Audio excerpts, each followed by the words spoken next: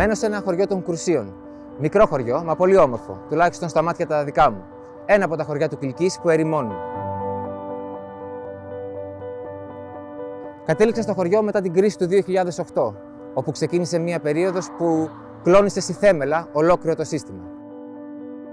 Η περιοχή του Κιλκής δεν έχει ευκαιρίες απασχόλησης για κανέναν. Έτσι, αποφασίσαμε να δημιουργήσουμε εμείς οι ίδιοι εγχειρήματα βασισμένα πάνω στις αρχές της κοινωνικής οικονομίας, αλλά βασισμένα επίσης και στον αγροτικό χαρακτήρα της περιοχής.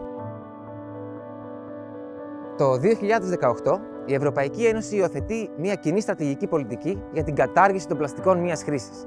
Μαζί τους έμελε να καταργηθούν και τα πλαστικά καλαμάκια μίας χρήσης. Πολύ σημαντική πληροφορία για εμάς εκείνη την εποχή, αφού προσπαθώντας να αξιοποιήσουμε το υποπροϊόν της καλλιέργειας, βρήκαμε ότι στην αρχαιότητα οι Σουμέροι χρησιμοποιούσαν το κούφιο στέλεχος των σιτηρών για να πίνουν ένα είδος μπύρας. Στην Ελλάδα δεν πίνουμε την μπύρα με καλαμάκι, πίνουμε όμως κρύο καφέ. Και ο κρύος καφές στην Ελλάδα πάντα σερβίρεται με καλαμάκι. Έτσι δημιουργήθηκε το σταραμάκι. Το σταραμάκι προέρχεται από τη σύνθεση των λέξεων σιτάρι και καλαμάκι. Το σταραμάκι είναι μια κοινωνική συνεταιριστική επιχείρηση που εδρεύει στο Κιλκής.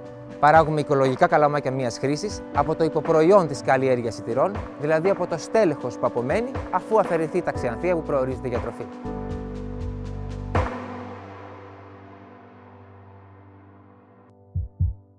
Για την υλοποίηση της ιδέας χρειαζόμασταν χρηματοδότηση, την οποία δεν μπορούσαμε να βρούμε στην Ελλάδα, καθώς δεν υπήρχαν χρηματοδοτικά εργαλεία για τη SkinCep τότε. Οι τράπεζες δεν γνώριζαν την νομική μορφή της SkinCep και δείχνανε δυσπιστία, ενώ από την άλλη ό,τι προγράμματα έβγαιναν για startups δεν συμπεριλάμβαναν τις κοινωνικές συνεταιριστικές. Και η αλήθεια είναι ότι μέχρι και σήμερα ακόμη δεν έχει δημιουργηθεί το εκ του νόμου προβλεπόμενο Ταμείο Κοινωνικής και Αλληλέγγυας Οικονομίας. Οπότε με αυτά τα δεδομένα δεν είχαμε άλλη επιλογή παρά να στραφούμε για βοήθεια στο εξωτερικό, από όπου και τελικά πήραμε την πρώτη μας χρηματοδότηση. Και έτσι το 2019 ιδρύσαμε την εταιρεία, ξεκινώντας με ένα ποσό 100.000 ευρώ περίπου που λάβαμε από Αμερική. Την ιδέα την επικοινωνήσαμε μέσω του πρώτου μας βίντεο στο Facebook. Είχε τεράστια απήχηση μέσα σε πολύ μικρό χρονικό διάστημα και η αγάπη του κόσμου ήταν αυτή που τελικά μας έδωσε κίνητρο και την όθηση να προχωρήσουμε δυναμικά. Ξεκινήσαμε το 2019 την έρευνά μας στα χωράφια του Κιλκής για να δούμε τη σωστή ποικιλία. Να έχει το σωστό μήκος και πλάτος για να γίνει καλαμάκι. Τα πρώτα σταραμάκια κόπηκαν και βράστηκαν στις κουζίνες των σπιτιών μας, ώστε να βεβαιωθούμε ότι η διαδικασία δεν καταστρέφει το στέλεχος. Κάναμε αρκετή έρευνα και πειράματα, ώστε να καταλήξουμε στην κατάλληλη διαδικασία.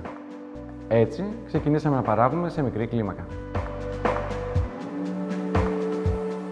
Τα υλικά κατασκευής του παραγωγικού εξοπλισμού μιας μονάδας σαν τη δική μας οφείλουν να είναι κατάλληλα για άμεση επαφή με τρόφιμα. Έτσι, αναζητήσαμε και βρήκαμε λύσεις από υφιστάμενες τεχνολογίες της βιομηχανίας τροφίμων. Τον Μάρτιο του 2020, σε συνεργασία με το Aliment Lab στη Θεσσαλονίκη, εγκαταστήσαμε σύστημα διασφάλισης ποιότητας, το οποίο διέπει όλα τα στάδια της παραγωγικής μας διαδικασίας και σύμφωνα με το οποίο αναλύουμε το σταραμάκι κάθε καλλιεργητικής περίοδου.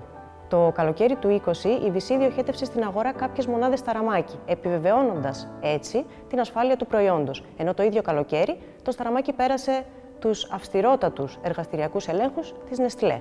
Η Νεστλέ αποτέλεσε και αποτελεί έναν ισχυρό σύμμαχο, ώστε με τη βοήθειά της να μπορούμε να παράγουμε ένα προϊόν που ανταπεξέρχεται στα υψηλά ποιοτικά της πρότυπα. Αρχικά, λανσάραμε το σταραμάκι στην αγορά του Κιλκής. Στη συνέχεια ήρθε η πρώτη μας μεγάλη συνεργασία με τη VC, που αφορούσε 100.000 τεμάχια για μια προθετική της ενέργεια. Αυτό είναι πολύ σημαντικό, γιατί ήταν η συνεργασία μιας μικρής συνεταιριστικής επιχείρησης με ένα αναγνωρισμένο διεθνές brand. Παράλληλα, αναπτύξαμε ένα δίκτυο διάθεσης 17 σημείων σε Αθήνα, Θεσσαλονίκη και Κρήτη. Και τότε ήρθε ο κορονοϊός. Το e-shop της SkinCep κατάφερε να φέρει μερικές πωλήσεις, αλλά κατά το lockdown και η εταιρεία μας, όπως και όλος ο κλάδος, δυσκολευόταν. Σε εκείνο το πλαίσιο ήρθε η πρώτη μας πολύ σημαντική μεγάλη συνεργασία με την Nestlé. Με μια προωθητική ενέργεια της Nescafé, 1 εκατομμύριο σταραμάκια βρέθηκαν στα ράφια των ελληνικών σούπερ μάρκετ. Αυτό έκανε το σταραμάκι γνωστότερο και έδωσε την ευκαιρία στον καταναλωτή να το δοκιμάσει. Πράγμα πολύ σημαντικό, γιατί ο καταναλωτής είχε μια δυσπιστία. Το χάρτινο καλαμάκι που ήρθε να αντικαταστήσει το πλαστικό δεν έπεισε, απογοήτευσε. Το σταραμάκι είναι μεν ακριβότερο, αλλά δεν μουλιάζει, δεν αλλοιώνει τη γεύση. Αυτή τη στιγμή το σταραμάκι κόβεται και συσκευάζεται στο χέρι. Περιμένουμε να γίνει αυτοματοποίηση της παραγωγής για να πέσει το κόστος. Στο Σταραμάκι ερευνούμε διαρκώς και προσπαθούμε όλες οι διαδικασίες και τεχνολογίες μας να είναι όσο το δυνατόν κυκλικότερες, καινοτόμες και βιώσιμες. Η φύρα της παραγωγής συνθλίβεται και γίνεται αχυροστρομνή, την οποία αχυροστρομνή χρησιμοποιεί ο ιππικός όμιλος του Κιλκής για τα άλογά του. Μόλις αυτή χωνευτεί, επιστρέφει σε εμάς και τη χρησιμοποιούμε για εδαφοβελτιωτικό στα χωράφια μας, κάνοντας έτσι μια κίνηση προς την αναγεννητική γεωργία. Εντός του έτους, προγραμματίζουμε να βάλουμε στην οροφή ηλιακά πάνελ, με τα οποία θα ζεστάνουμε το νερό που χρειάζεται για να δημιουργηθεί το Σταραμάκι. Με αυτόν τον τρόπο, μειώνουμε κατά 30% τους ρήπους μας. Στόχος μας είναι να αυτοματοποιήσουμε την παραγωγική μας διαδικασία. Να γίνουμε η πρώτη μονάδα που τα μέσα παραγωγής ανήκουν στους ίδιους τους εργαζόμενους και ταυτόχρονα να αποδείξουμε ότι οι αγροτικές περιοχές της Ευρώπης μπορούν να προσφέρουν καινοτόμες λύσεις βιοοικονομίας.